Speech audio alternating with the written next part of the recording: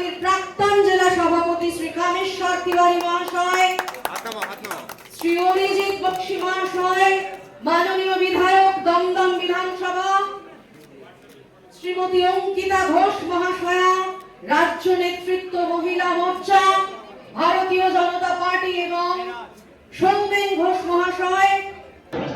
বিপুল ভোটে মানুষ ভারতীয় জনতা পার্টিকে জয়ী করেছে, তাদের তো অবশ্যই আশা আকাঙ্ক্ষা প্রত্যাশা তো রয়েছে, সেগুলোই তারা জানাতে এসেছেন। বিগত 15 বছর ধরে একটা আতঙ্কের বাতাবরণ, একটা ভয়ের আবহ এবং নির্বাচনটাকে কলুষিত করার যত রকম পরিকল্পনা, সব রকম পরিকল্পনা বিগত দিনের রাজ্য সরকার করেছিল। কিন্তু স্বচ্ছ ভোটার তালিকা এসআইআরের মাধ্যমে তৈরি করার পরে যখন প্রকৃত অর্থে নির্বাচন হলো, বোঝা গেল মানুষ কি চাইছিল। আমি তো বারে বারে বলেছি যে 21-এও ভারতীয় জনতা পার্টি জিতেছে। 21-এ যদি শুধুমাত্র বৈধ ভোটের কাউন্টিং হতো, 21-এ ভারতীয় জনতা পার্টি জিতেছে।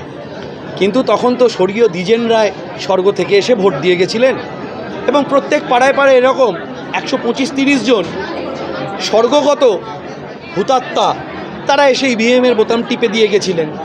কাদের ঘাড়ে ভর করেছিলেন, কাদের উপর ভর করে সেই নির্বাচন হয়েছিল, সেগুলো আমরা জানি, আমি আর নতুন করে বলতে চাই না। কিন্তু একটাই কথা বলবো, পশ্চিমবঙ্গের বুকে আজকে যে গণতন্ত্রের উৎসব, সেই উৎসবে সবাই সামিল হোক। যা হয়েছে সেই বেদনার দিন, সেই ভুল ভরা দিনগুলো আমরা পিছনে ফেলে এসেছি। যারা সেই ভুলের ইতিহাস লেখার রচয়িতা ছিলেন, তারা কেউ ঘরে বসে, কেউ গড়াদের পিছনে বসে এখন ইন্ট্রোস্পেক্ট করবেন এবং আগামী দিনে কিভাবে সুস্থ